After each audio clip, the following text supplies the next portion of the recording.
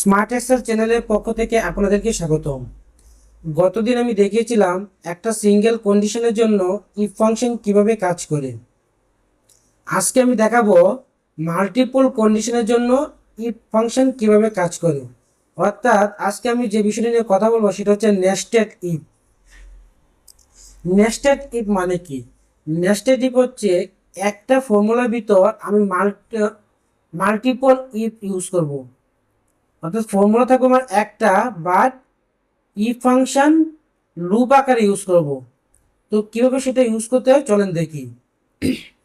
এখানে দেখেন কিছু রুল আইডি রয়েছে এবং তার এগেইনস্টে মার্কস রয়েছে এবং এখানে কিছু কন্ডিশন রয়েছে। কন্ডিশনগুলো কি? কন্ডিশনগুলো হচ্ছে 80 বা তার উপরে যদি মার্কস পায় তাহলে হচ্ছে এ প্লাস, 70 থেকে 80 নিচে হলে এ, 65 থেকে 70 নিচে হলে এ মাইনাস, 60 থেকে 65 নিচে হলে বি প্লাস। এইভাবে কন্ডিশনগুলো দেওয়া রয়েছে। তো এই কন্ডিশন অনুসারে আমি এইখানে রেজাল্টগুলো নিয়ে আসব। তো ইফ ফাংশন আমি লিখি ইকুয়াল ইফ। ইফ লেখার পর এখানে দেখুন সিনট্যাক্স চলে এসেছে, logical test, value if true, value if false. এটা আমি গত ক্লাসে আপনাদেরকে দেখিয়েছি। যদি আপনারা কেউ বুঝে না থাকেন তাহলে আমার আগের ভিডিওটা দেখে আসেন। তাহলে প্রথমে কি লজিক্যাল টেস্ট? লজিক্যাল টেস্ট কি? যদি আমার এই সেলটা ডিতে যে সেল, এই সেলটা যদি কি হয় 80 বা তার বেশি, তাহলে গ্রেটার দেন অর ইকুয়াল 80। তাহলে আমার এইখানে যে 80 সেলটা রয়েছে সেই সেলটাকে আমার কি করতে হবে? ফিক্সড করে দিতে হবে। এটা আমি আপনাদেরকে আমার অ্যাবসলিউট রেফারেন্স যে ভিডিওটা বানিয়েছি সেটাতে দেখিয়েছিলাম কিভাবে একটা সেলকে ফিক্সড রাখতে হয়। দেন যদি এটা কি হয়, এই সেলটা যদি আমার 80 বা তার উপরে হয় তাহলে কি হবে? তাহলে কি হবে? এ প্লাস। যেহেতু এ প্লাস লিখেটা টেক্সট সেহেতু আমাকে কি করতে হবে? আমাকে এই ইনভার্টেড কমার ভিতরে আবদ্ধ করে দিতে হবে। দেন যদি ফলস হয় তাহলে কি হবে? যদি ফলস হয় তাহলে আমার আরেকটা কন্ডিশন আসবে, সেটাও কি হবে? ইফ।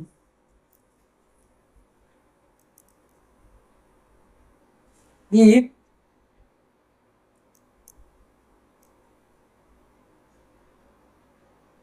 এই ডি3 সেল কপি করে নিলাম, D3 sell greater than equal কি 70।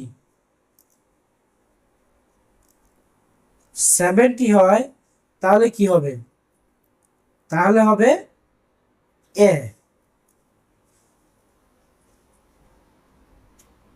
দেন আমি আবার ইফ ইউজ করব। যদি ডি3 সেলটা কি হয় আমার 65 বা তার বেশি হয় তাহলে কি হবে? এ minus.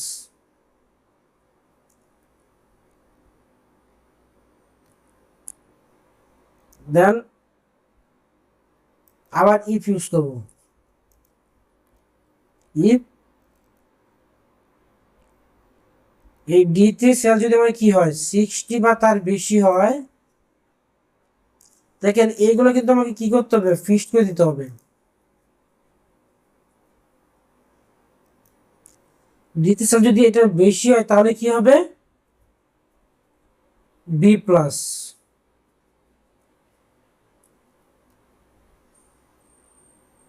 Then again if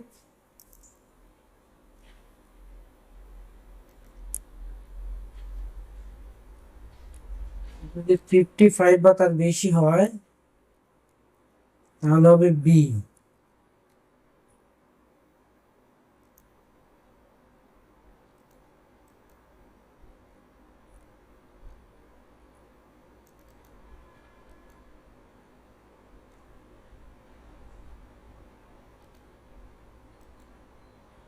fifty বা তার বেশি হলে কি হবে? B minus.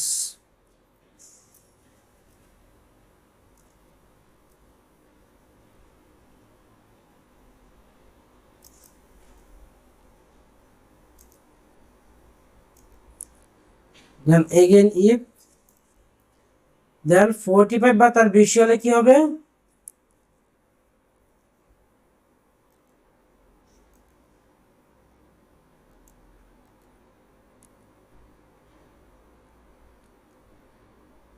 সি।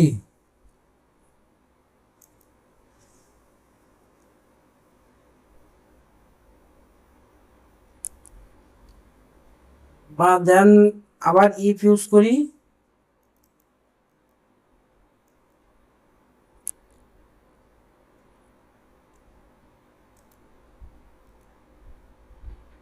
এটা যদি 40 বা তার বেশি হয় তাহলে কি হবে, সি মাইনাস।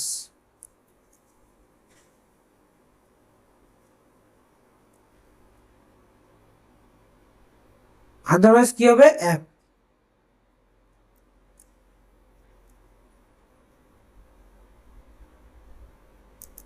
এখন আমি সবগুলা ব্র্যাকেট ক্লোজ করে দিব, দেন এন্টার। সে অটোমেটিক ব্র্যাকেট ক্লোজ করে নেবে। তো আমি দেখেন তবে 56 যদি হয় তাহলে কি হবে, দেখেন 55 এর উপরে হলে কি হবে, বি। 57 উপরে হলে বি, 63 হলে বি প্লাস, অর্থাৎ এইভাবে 37 হলে এফ, 24 হলে কি হয়ে গেছে, এফ। তাহলে এই কন্ডিশনগুলো আমার কি করতেছে, কাজ করতেছে। বা আমি এখানে এ প্লাস দিয়েছি, এখন যদি আমি এটা চেঞ্জ করি তাহলে কিন্তু আর চেঞ্জ হবে না কোনো কিছু। তখন আমি যদি এখানে 63 পি প্লাস, আমি যদি এখানে লিখি এটা সাপোজ ডি, কোনো চেঞ্জ আসতেছে না। তাহলে এখন কি করবো, আমরা তো এখানে একটা টেক্সট আকারে লিখেছি, আপনি ইচ্ছা করলে এটা এখানে টেক্সট আকারে না দিয়ে আপনি এটা সিলেক্ট করে দিতে পারেন। এই সেলটা সিলেক্ট করে অবশ্যই এটা কি করে দিতে হবে, ফিক্স করে দিতে হবে। সেম এর জন্য আমি কি করবো,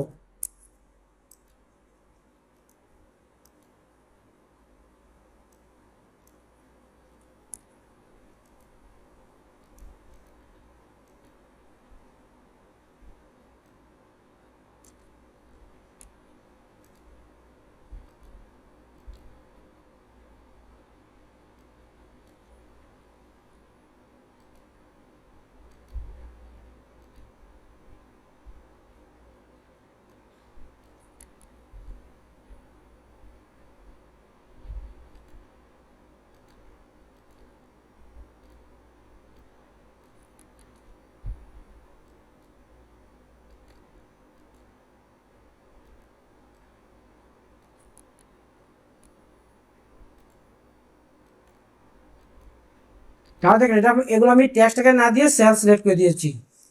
সেল সিলেক্ট দেওয়ার কারণটা হচ্ছে, যদি এটা এখন ডিনামিক হয়ে গিয়েছে, এখন যদি আপনি সাপোজ আমি এখানে কি রয়েছে 45 বলেছি সি, আমি যদি এখানে 45 দেই তাহলে দেখেন সি চলে আসছে। এখন এই সিটাকে চেঞ্জ করে যদি আপনি সি প্লাস লিখেন তাহলে অটোমেটিকলি কি হবে, এখানে চেঞ্জ হয়ে যাবে। অর্থাৎ এখন এই ফাংশনটি কি হয়ে গিয়েছে, ডিনামিক। এইভাবে নেস্টেড লুপে কাজ করতে হয়।